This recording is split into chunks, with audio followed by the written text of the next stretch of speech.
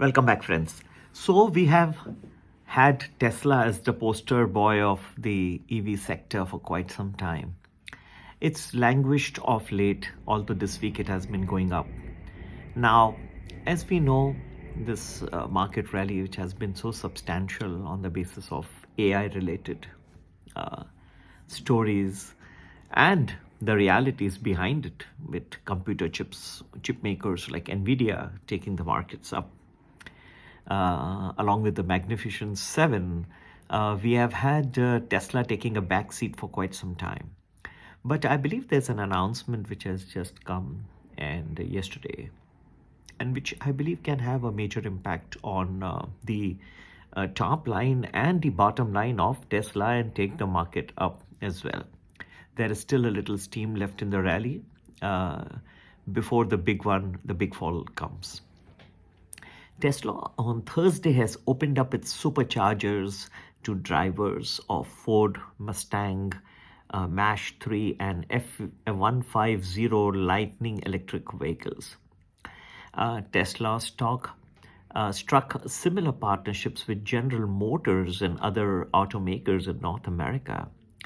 Now, Tesla could generate between $6 billion to $12 billion in annual charging revenue by 2030 by opening its charging stations to drivers of non-Tesla electric vehicles. Now, this is very much analogous to a bank's ATM. Let's say you have a bank account with Chase, but you go, let us say, to TD Bank and use that to withdraw money. So it's very, very similar phenomenon that is happening. What happened in the banking sector, where you could go to any other bank's ATM and withdraw the same cash with the bank you normally bank with.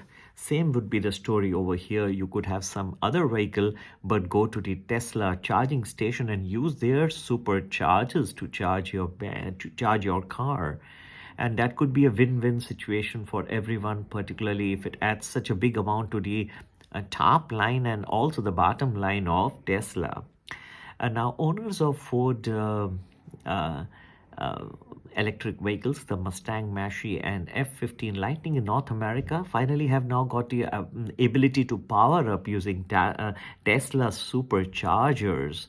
And we had Ford CEO Jim Farley writing in a post on LinkedIn that the charging partnership, which involves use of fast charging adapters, could improve the EV ownership experience.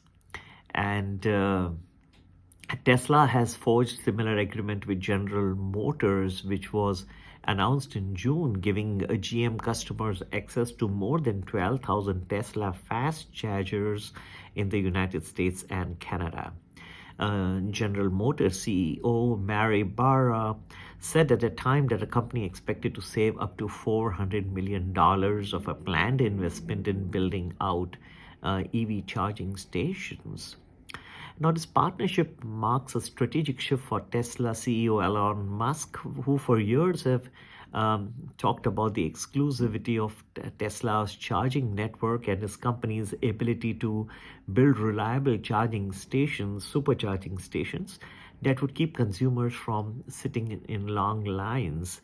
Becoming the charging standard has required Tesla to invest heavily in technical and business development. But Tesla has plenty to gain from this, working with others as well. These efforts should eventually yield huge financial benefit for Tesla, including from environmental credits and fees for charging sessions, just like you have in the ATM, right? You have Chase card, but you go to some other Bank of America ATM counter and you withdraw cash, so they charge each other. Currently, Tesla operates about 1 in 3 charging stations in the United States. Even if adoption of battery electric vehicles slows domestically, and the fleet of electric vehicles is smaller than what the government and many automakers planned 6 months ago, yet Tesla could see $6 to $12 billion in revenue just by letting out its supercharging stations to other automakers. While Tesla could lose some customers to other brands by making charging easier for them, there are other reasons car buyers flock to Tesla. People normally shop for a Tesla aren't typically cross shopping at Kia, at Ford, or Mercedes Benz dealers because they simply want a Tesla and a Tesla experience. Competition will continue to heat up, and Tesla will inevitably lose some sales to rivals. But loyalty to the brand means that a vast majority of the owners will return to Tesla with little or no um, um, comparison for shopping. Now, allowing all the other automakers to tap its charging network also opens up some federal money for Tesla under the President Joe Biden's Inflation Reduction Act. Tesla is not afraid to use the government regulations for income and has been working all possible revenue streams for much of its existence. And Tesla reports that charging revenue with its total automotive and services and other segment revenue. It has reported charging revenue with its total automotive and services and other segment revenue. That's the GAAP reporting of accounting as per the Tesla accounting standards. The company hasn't said whether it may break out revenue from non-Tesla vehicle use of its charging network. Okay, this is just a GAAP accounting standards which I want you to keep in mind. Getting to the point with Ford has required a lot of interoperability testing along with creating all the necessary hardware and software integrations and working through legal issues. So there have been so many pieces to this puzzle that have been put in place over the past 18 months. On social media, Tesla routed the opening up of its charging network in North America and circulated a link to entice more retailers to host superchargers as their facilities. I believe this should be useful, although Tesla is little subdued today, but it has been up over the last few days as this news began to come on stream, and Wall Street will definitely be happy with it. Another reason, so what happened, what you've seen in the banking scenario will repeat itself in the electric car segment. Very similar experience.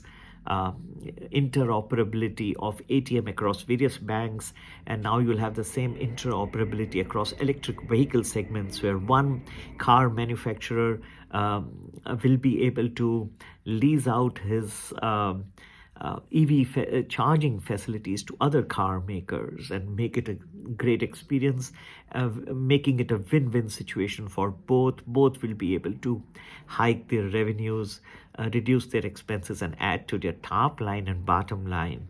Market has little more steam left, but when the turn comes, it will be a very, very nasty turn. Remember, so said Sunil Kevalramani. And to get to know more where we are headed from here, please do join our Prime or Prime Plus Telegram groups. You can do that by emailing us at globalmoneyinvestor@gmail.com. globalmoneyinvestor@gmail.com. Happy investing and have a great investing day and week ahead. And look forward to talking with you soon again. Take care. Bye-bye.